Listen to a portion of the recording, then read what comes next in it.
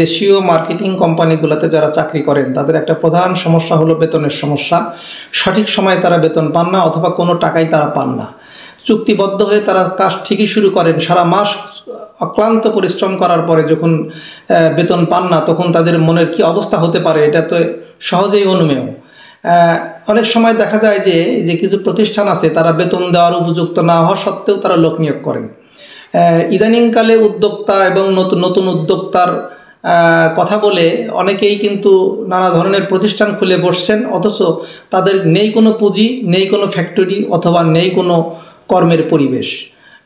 যদিও তাদের সে পরিবেশ নেই, তবুও তারা এই যে মার্কেটিংয়ে বিভিন্ন ধরনের লোকজন তারা জনবল তারা নিয়োগ করেন, নিয়োগ করার পরে তাদের বেতন দিতে পারেন না, এটা নিয়ে কিন্তু তাদের কোনো আক্ষেপও নেই, কারণ তারা ধরে নিয়েছেন এটাই হয়তো বা সিস্টেম, তারা নিয়োগ করবেন।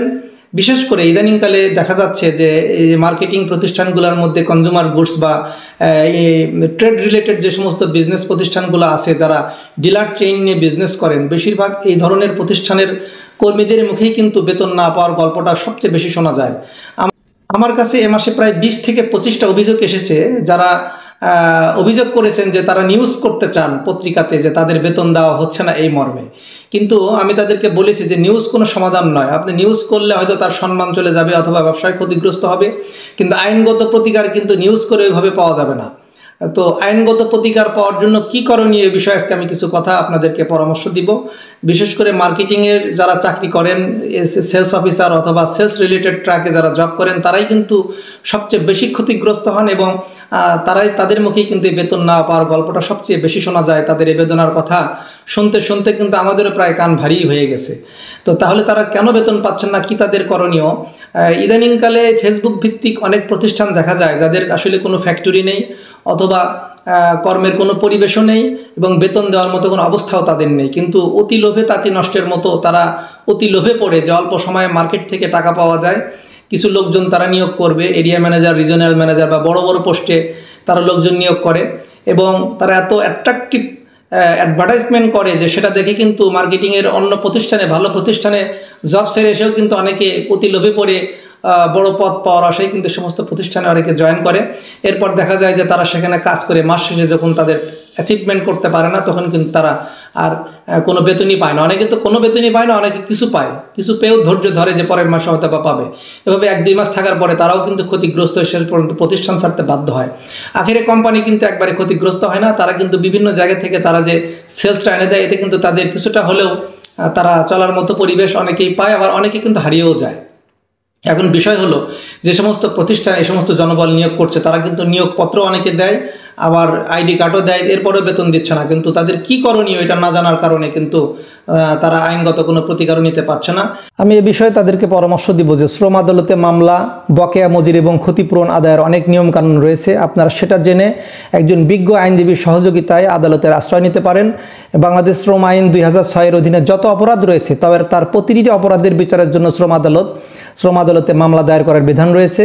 শ্রমিক নিয়োগ, মালিক ও শ্রমিকের মধ্যে কী সম্পর্ক হবে, সর্বনিম্ন মজুরির হার নির্ধারণ করে দেওয়া, মজুরি পরিশোধ, কার্যকালে দুর্ঘটনাজনিত কারণে শ্রমিকের জখমের জন্য ক্ষতিপূরণ, ট্রেড ইউনিয়ন, শ্রমিকের স্বাস্থ্য, নিরাপত্তা, কল্যাণ তহবিল এবং চাকরির অবস্থা পরিবেশ ইত্যাদি সংশ্লিষ্ট বিষয় কিন্তু এই আইনে রয়েছে। শ্রম আদালতের দেওয়ানি এবং ফৌজদারি উভয় ধরনের এখতিয়ার রয়েছে। সেহেতু এখন ভিকটিম যেভাবেই ক্ষতিগ্রস্ত হোক না কেন, ন্যায় বিচারের জন্য অবশ্যই শ্রম আদালতে মামলা দায়ের করতে পারবেন। তাহলে কি কি বিষয়ে শ্রম আদালতে মামলা দায়ের করা যাবে?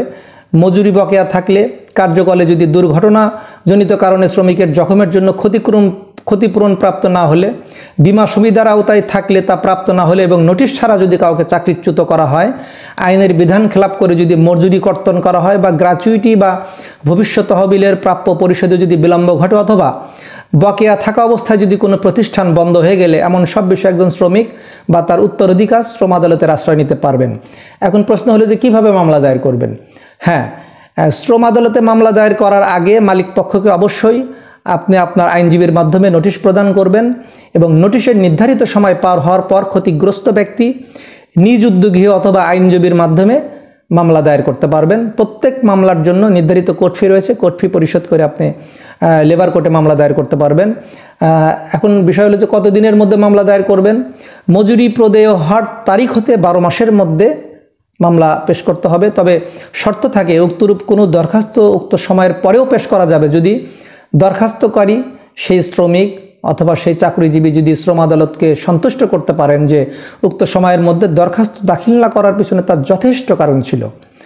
এরপরে যদি মজুরি প্রাপ্ত না হন অথবা মজুরি কর্তন করা হয়েছে, এই শ্রমিকদের পক্ষ থেকে দাবি আদায়ের জন্য একাধিক শ্রমিক যদি হয়ে থাকেন তাহলে সবার পক্ষ থেকে কিন্তু একজন শ্রমিক পাওয়ার অফ অ্যাটর্নি নিয়ে কিন্তু তিনিও একটি দরখাস্ত দাখিল করতে পারবেন।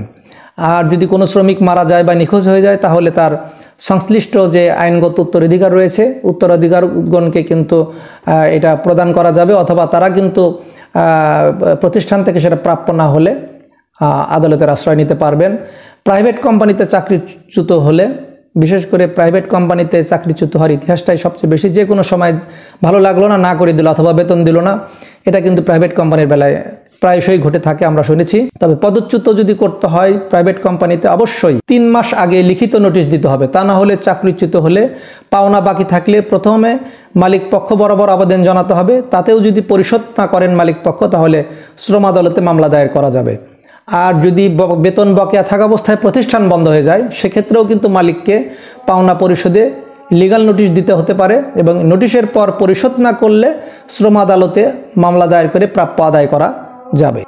এরপরে যদি মামলা যখন শ্রমিক রায় পেয়ে গেল তখন কিন্তু বসে থাকলে চলবে না। মালিক পক্ষ আপিল করলে, আপিল আদালতে আপিল আদালতে তখন আবার সেই শ্রমিককে মামলা পরিচালনা করতে হবে। বিষয়টা কিন্তু সময় সাপেক্ষও না।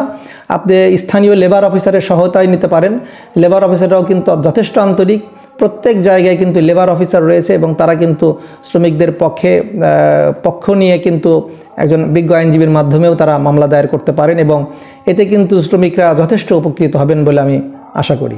যে কোনো প্রতিষ্ঠানে যখন নিয়োগ দেবে একটা কথা মাথায় রাখবেন, অবশ্যই নিয়োগপত্র নিয়ে নেবেন। নিয়োগপত্র ছাড়া কোনো প্রতিষ্ঠানে কিন্তু আপনি যদি জব করেন তাহলে কিন্তু সেটা আপনার জন্যই সবচেয়ে জটিল হয়ে যাবে। আর একটা বিষয় হলো যে যদি নিয়োগপত্র নাও দেয় তবে সে তবুও আপনি কিন্তু আইনের আশ্রয় নিতে পারবেন। কারণ হলো যে নিয়োগপত্র দেওয়াটা কিন্তু প্রতিষ্ঠানের দায়িত্ব। একটা পরামর্শ আমি আপনাদেরকে দিব, অবশ্যই চাকরি যেখানেই করেন না কেন খুব বুঝে শুনে তারপরে চাকরিতে জয়েন করবেন। ইচ্ছা হলো একটা প্রতিষ্ঠান চলমান চাকরি ছেড়ে নতুন একটা বেশি লোভে পড়ে আর নতুন আরেকটা প্রতিষ্ঠানে গিয়ে চাকরির চেষ্টা করবেন, এতে কিন্তু আখিরে ক্ষতিগ্রস্ত আপনিই হচ্ছেন। কারণ যখন এত ঘন ঘন যখন আপনি চাকরি টার্মিনেশন করবেন তখন যেটা ঘটবে যে পরবর্তী কোম্পানি কিন্তু চিন্তা করবে যে এত দ্রুততার সাথে এত কোম্পানি এই লোক চেঞ্জ করেছে যে আমার এখানে হয়তো বেশি দিন থাকবে না। তখন ভালো প্রতিষ্ঠানগুলো কিন্তু আপনাকে মূল্যায়ন করবে না। আর ফেসবুক বা এই অনলাইন মাধ্যমগুলোতে যে কোম্পানিগুলো সাধারণত বেশি বিজ্ঞাপন দিয়ে লোক নিয়োগের চেষ্টা করে, এগুলোতে ঢোকার ক্ষেত্রে খুবই সাবধানতা অবলম্বন করবেন। কারণ পরবর্তীতে ক্ষতিগ্রস্ত হলে কিন্তু আপনি আসলে কিছুই বলার থাকবে না। কারণ হলো আপনি সুনামধন্য প্রতিষ্ঠানগুলোর নিয়োগ প্রক্রিয়া একটু ফলো করে দেখতে পারেন যে সেখানে কী প্রক্রিয়া নিয়োগ দেয়। সুতরাং মুখে বললেই সেখানে ঢুকে গেলেন, এরপরে বেতন পেলেন না, এর মন খারাপ, এরপরে মামলা করবেন, এরপরে নিন্দা চর্চা করবেন, এইগুলো কিন্তু আসলে কোনো ক্যারিয়ার হতে পারে না। সুতরাং নিজ ক্যারিয়ার গঠনের ক্ষেত্রে এবং নিজ ক্যারিয়ার পরিবর্তনের ক্ষেত্রে অবশ্যই আপনাকে কিন্তু সুবিবেচক হওয়া বাঞ্ছনীয়।